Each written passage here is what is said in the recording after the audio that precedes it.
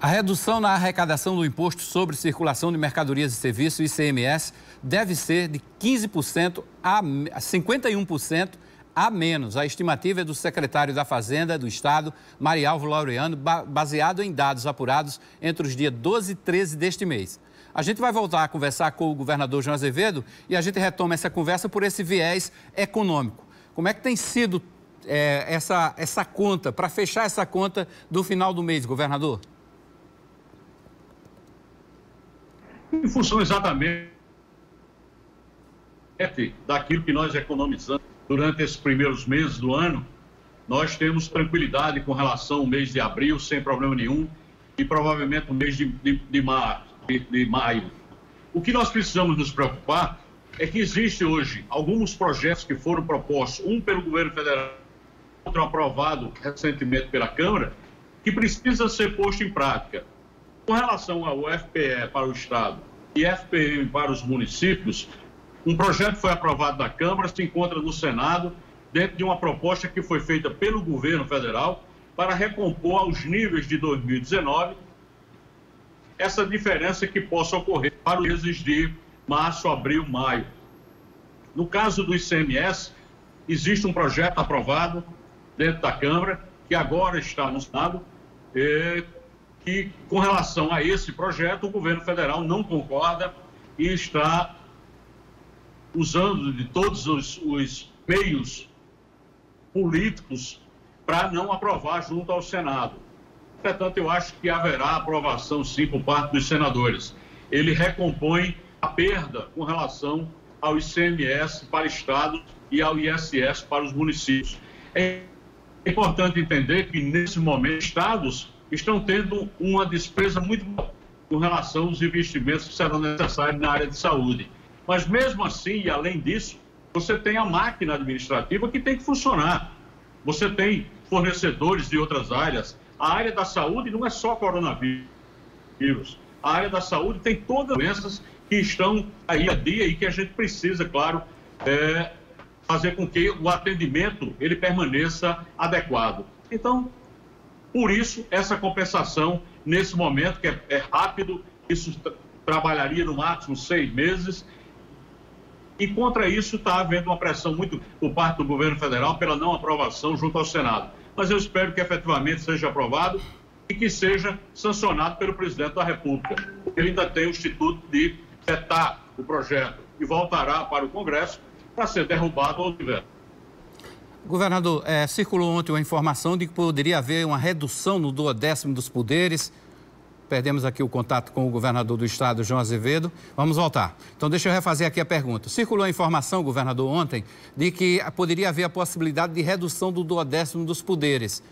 A equipe econômica estuda isso mesmo?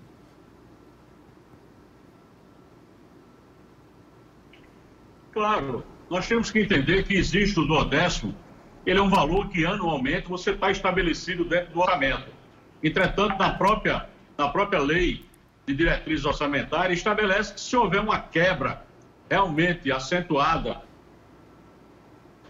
de uma redução acentuada no Estado, poderá haver uma diferença com relação a alguns meses que poderão ser transferidos recursos a menor.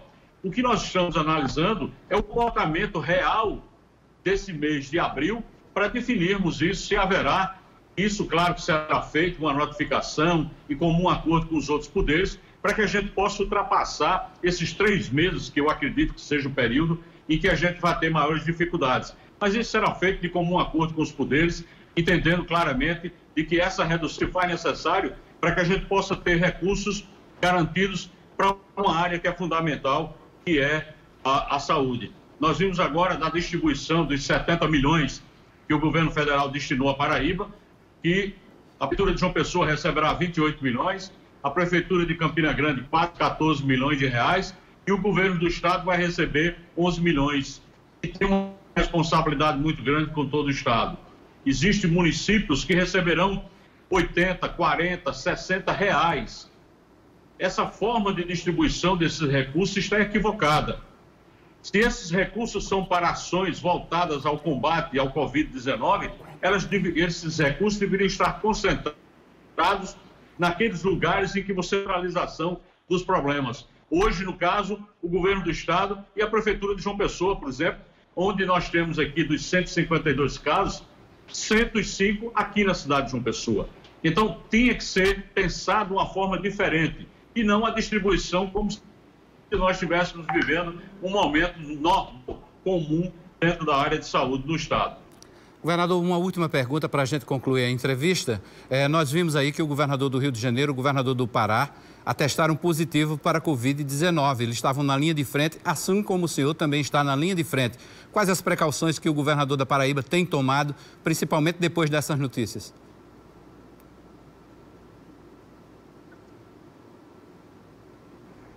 É muito difícil, claro, pelas atribuições que nós temos enquanto governador, se proteger totalmente. Entretanto, nós tomamos as nossas medidas de precaução. Eu não saio de forma nenhuma em ambientes públicos sem usar a máscara. Eu tenho todo o cuidado com a higienização das mãos. Eu não fico caminhadas em áreas públicas desnecessárias. Eu tenho saído exatamente para exercer aquilo que eu tenho a obrigação de fazer, que é acompanhar as obras, acompanhar as ações que são feitas, verificar se o hospital solidário lá no Metropolitano já está concluído. Graças a Deus, na próxima semana nós estaremos abrindo. Verificar como estão as obras lá no Santa Paula, onde nós vamos ter mais uma quantidade de leitos. Verificar em Campina Grande como está o hospital lá, a antiga Casa de Saúde Francisco Brasileiro, que nós alugamos para implantar mais leitos lá. Ou seja, essas são obrigações naturais, as entrevistas muitas vezes que nós temos que dar. Quando é possível, nós fazemos o nosso papel através dessa forma que nós estamos fazendo agora, utilizando das ferramentas hoje disponíveis nas reuniões, por videoconferência com os secretários, que eu tenho mantido todos os dias reunião com toda a equipe, mas tem o Centro de Monitoramento e Controle lá no Espaço Cultural, em que a gente tem que participar de reuniões presenciais, enfim, os cuidados nós vamos tomando, na medida do possível. E Deus nos proteja a passar essa fase da melhor maneira possível. Ok, governador João Azevedo, obrigado mais uma vez por participar aqui ao vivo pela internet no Correio Debate.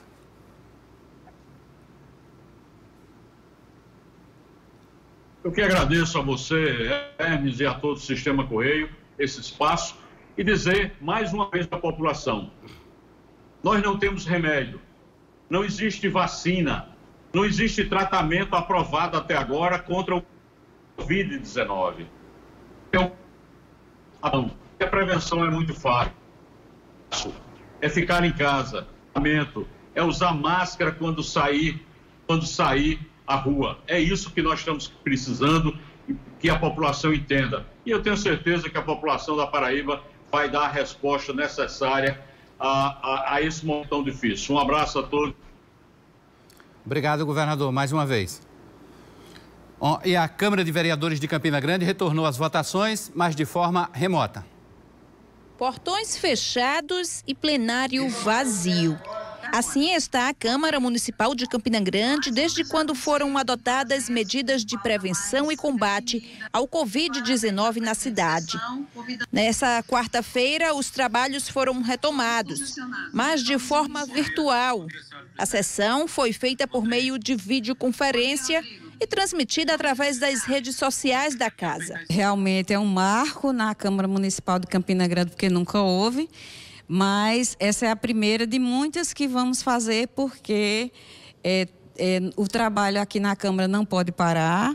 E dessa forma, fazendo remotamente, virtualmente, os vereadores ficam livres de contaminação, e nós também aqui, porque só eu de vereador estou na casa, os outros estão todos nas suas residências. E todas as quartas-feiras iremos fazer para não acumular as votações. Nesta primeira sessão feita virtualmente, participaram todos os vereadores. Entre os temas discutidos, o coronavírus e também o aumento dos servidores da Câmara. Nós temos alguns projetos acumulados que não dizem respeito a coronavírus e temos muitos requerimentos relacionados a coronavírus. Até passar os riscos de contaminação pelo coronavírus, As sessões aqui na casa vão continuar acontecendo por meio de videoconferência. Dependendo da demanda, nós vamos ver hoje aqui o que temos de mais urgente. Dependendo da demanda, nós podemos fazer nas terças e quintas, remotamente. E eu vou seguir o calendário da Organização Mundial de Saúde. Não vou colocar nem funcionário, nem vereador, nem a população em risco. A Assembleia Legislativa aprovou hoje mais de 40 decretos de calamidade pública de municípios paraibanos. Ao vivo, Lael Arruda.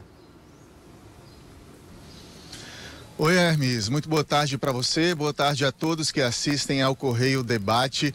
Essa sessão extraordinária da Assembleia começou por volta das 10 horas da manhã e por volta ali de 1h30, né? Durante 1h30 de sessão, todo o início da discussão foi em torno exatamente aí do projeto de decreto legislativo que homologa o estado de calamidade pública em mais 40 municípios paraibanos. A gente lembra que no último dia 8 de abril já houve a homologação do estado de calamidade pública de 164 municípios. Portanto, agora, com a aprovação desse projeto, a Paraíba tem mais de 200 municípios em estado de calamidade pública. Essa discussão demorou porque muitos deputados quiseram discutir sobre uma cobrança da própria sociedade se não estavam dando carta branca aos prefeitos. O deputado Valber Virgulino, por exemplo, citou um prefeito que teria adquirido livros, graças às possibilidades geradas com o estado de calamidade pública. O presidente da casa, Adriano Galdino, reiterou que existem órgãos fiscalizadores e que cabem a esses órgãos fiscalizar e punir prefeitos que, porventura, cometerem atos de improbidade administrativa, irregularidades. A deputada Poliana Dutra, inclusive, sugeriu ao presidente da casa que notificasse, que se comunicasse com os órgãos fiscalizadores para compreender como vem sendo feita essa fiscalização. O presidente Adriano Galdino acatou aí a sugestão e disse que vai estar fazendo isso sim. Eu lembro que só 2 deputados votaram contra esse projeto de decreto legislativo. Deputado Valber Virgulino, deputado Cabo Gilberto. Também havia sido os 2 deputados que votaram contrários também lá no dia 8, na primeira vez que um decreto homologou aí o estado de calamidade pública em 164 municípios. Antes de devolver, Hermes, um outro assunto também muito discutido, está sendo discutido até agora, é a questão de um desconto nas mensalidades de escolas privadas aqui da Paraíba.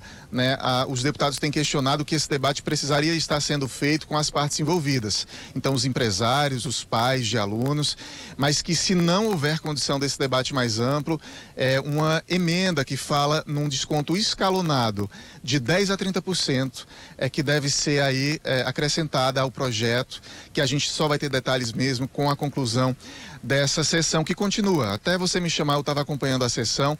A gente, claro, se houver uma conclusão até o final do Correio Debate, eu chamo você novamente e falo como é que foi a votação.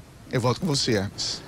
Ok, obrigado, Lael. Se houver conclusão também, o Jornal da Correio vai trazer essas informações em detalhes. Agora, olha só, quanto a esses casos de calamidade pública, o presidente do Tribunal de Contas do Estado, o conselheiro Arnaldo Viana, emitiu, inclusive, um alerta aos gestores, lembrando que existe a lei de responsabilidade e a lei de responsabilidade contempla esses casos de calamidade pública. Não é cheque em branco para o prefeito sair gastando por aí sem fiscalização. É bom ter cuidado.